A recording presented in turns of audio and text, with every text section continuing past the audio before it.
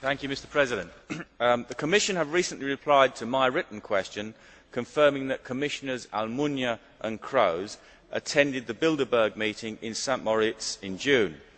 The Commission cannot tell me details of what was discussed, but assure me that the Bilderberg meetings do not take decisions. If Bilderberg meetings are just talking shops, why do the most important and powerful figures from around the world, including George Osborne, the Chancellor of the Exchequer, bother to attend? And what other summit of world leaders in politics, finance and business would go completely unreported in the mainstream media, such as the BBC? It is impossible not to reach the conclusion that the non-reporting of these events is anything other than a conspiracy between the organisers and the media.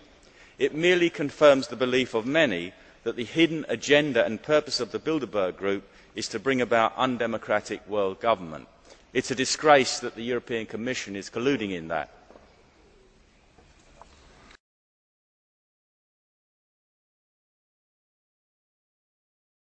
And what exactly is the Bilderberg Group? Well, it's a group of probably around 125 to 130 people that meet every year, heads of state, presidents, prime ministers, the heads of the Federal Reserve and Bank of Canada, and multinational corporations like British Petroleum and Coca-Cola, and heads of media, and all these really influential people who hold a lot of weight and have the ability to affect change in the world. That's who meets at the Bilderberg meetings every year. The name itself, they don't even technically have a name. Bilderberg is the name of the hotel where they first met back in 1954. I believe the meeting was first organized by Prince Bernhard of the Netherlands. And they've been meeting every year since then to, I guess, stage manage as best they can world events and further control the world's resources. So they've tried to remain secret for a long, long time, and it's only recently that the general population is starting to become aware of the Bilderberg Group. I mean, people at G8 summits, people think, well, there's a lot of power, there's a lot of influence right there to affect change, and look at the protests that show up to G8 meetings. The people at Bilderberg have way more power and influence than anyone at G8 meetings, yet there's a media blackout. So right away I have to ask myself, well, why is that? Why isn't anybody covering this? These guys are bigger than G8 guys. In 1996 you were at a Bilderberg meeting, and also there was Jean Chrétien and Paul Martin. I don't know if I was at that meeting. I've only been to a few of them.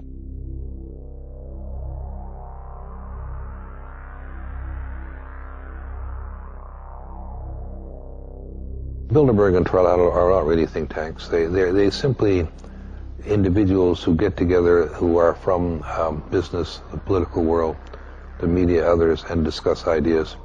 And they influence each other through that.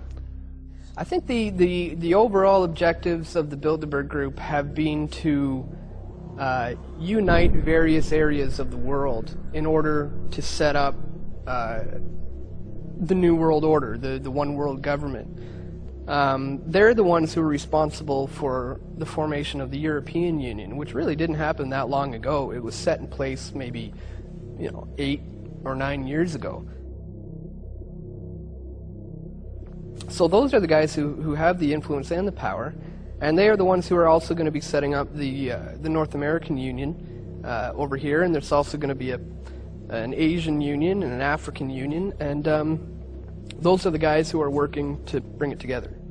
I don't really know what Bilderberg's position on this is, but I do understand your question. The Security and Prosperity Agenda, which was signed by Vicente Fox of Mexico, myself, and President Bush at Baylor in Texas, and you're absolutely right in that part of the question, has nothing to do with an economic union.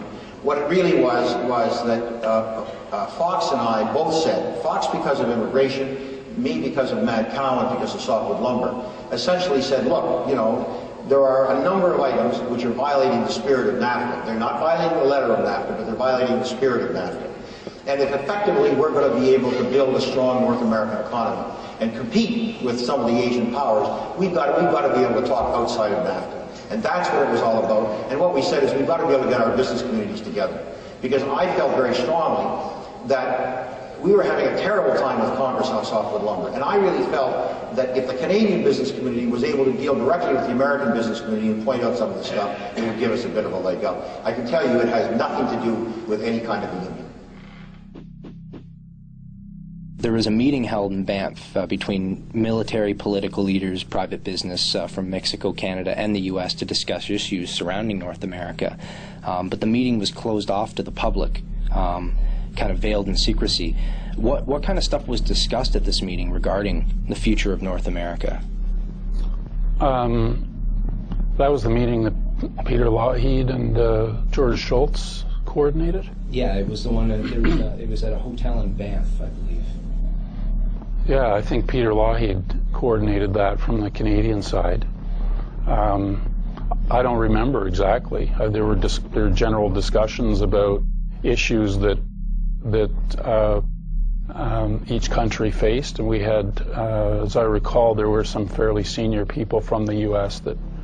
that were present. Yeah, I remember them saying Donald Rumsfeld might have been down there at that time. No. No, he wasn't there? Let's see, this is what happens when media was cut off from it. That's why you get misinformation, disinformation. Once you get the media out of things like this, they can't report authentic I can truth. guarantee you get misinformation when the media is present also. Oh, absolutely, absolutely. Why keep the media out of it? If there's so many important people there, some big decisions could be made that could help inform the public more. But it was not a decision-making group. I mean, I was there. I'm just a lawyer from Toronto and Ottawa, so I have some experience, and I can talk knowledgeably about the issues that we face, but I'm not making any decisions. I don't hold any office. I don't buy into the conspiracy theories around meetings. I think some of that is deliberately misinformative. Do we need the media to be probing and to be asking questions? Absolutely. And there's no doubt about that. Can you have meaningful, productive meetings with the media present? Sometimes. Sometimes you don't, if the media are present, you don't have a meeting. So, you just have to, you have to do things, with a certain practicality to it.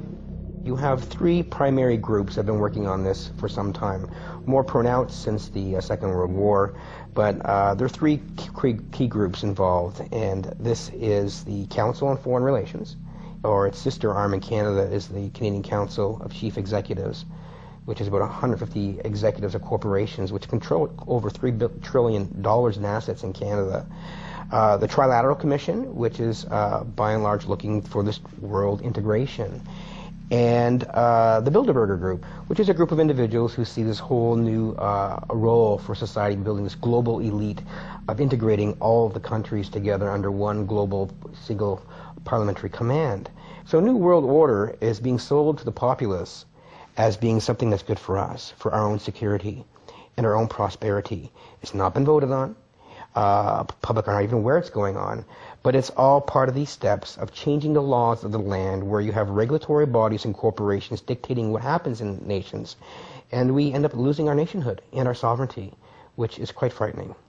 The only prominent non-governmental sort of group that have really paid a good deal of attention to this has been the Council on Foreign Relations. And their task force did come out with an articulate, and Mr. Pastor was involved, a vision, well-argued. John Manley in Canada. It was a very distinguished group of Americans, Mexicans, and Canadians who argued for a North American community.